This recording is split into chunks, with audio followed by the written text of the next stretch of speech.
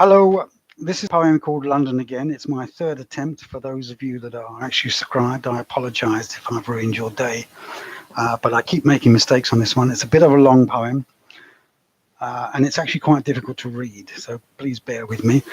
I went up to London the other day for a meeting with my lawyers, and that was the first time I'd been to London since my incarceration. That's about 3.5 years plus a month or so. And it's not really about London. It's about the sights and smells of London and the experiences that I lived through getting back there for the first time. I did a lot of walking, and as is my wont, as they say. Right, London again. In London again after so many years, pounding the pavements, avoiding the crowded subway station, the so-called tube, veritable vale of tears. Has anything changed since my rights abrogation? Gone the grey gates, far flung the fearful fences, now beyond the razor wire, regained full use of my senses. But there are guards around the palace, an inverted prison, barriers and bollards, as if where I was the home of a monarch, from the people well hidden, unmentioned on the television news, because if the truth were known to the man in the street, unrest might take place in the summer heat. But this city, a capital in so many ways, is still caped in cold colonial tradition. A tourist watching soldiers for an ice cream pays, as guardsmen practice funereal repetition. I pass people purposefully drinking and eating, pub schmoozers eschewing the outside seating. Youngsters scurrying through the traffic of jam, bicycles more scary than motorized cars.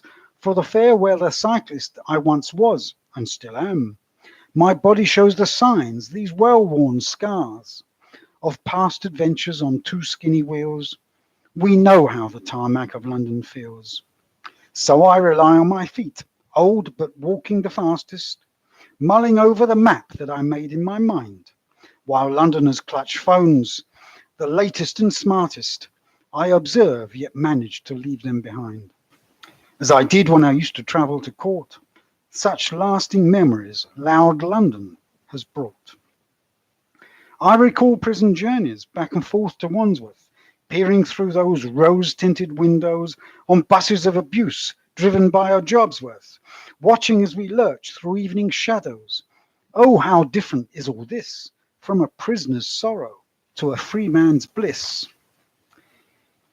Here I am now amongst the hustle and bustle of it all, that wealth unseen by co-travelling commuters, culture creeping even from market stall, skyscrapers steaming, gleaming, screens of computers, money laundered behind bulletproof glass, reminded me of the jest of past judicial farce. Unheard by the crowds, the sirens wail, as they rush through historic street or lane. Some visitor, someone, maybe weak or frail, might have fallen from a passing plane. They care not a jot as they rush along their way. They aim to catch their train at the end of their day. Their purpose in London seems to be to get to another place, or to pass their time until flocks have flown, consuming substance that obscure the rat race, whilst I, like some, proceed on my own to meet with lawyers in bizarre sounding chambers. I am another of those aimless London ramblers. So yes, I feel at home in this other fair city. What has changed in these years is only peripheral. As in that song, I find the girls are so pretty, where an old man's ramblings are much more than apocryphal. This is a place of European civilization, where this no-nation man can still find his station. Thank you very much. Bye-bye. I'm sorry for that mumbling of the words.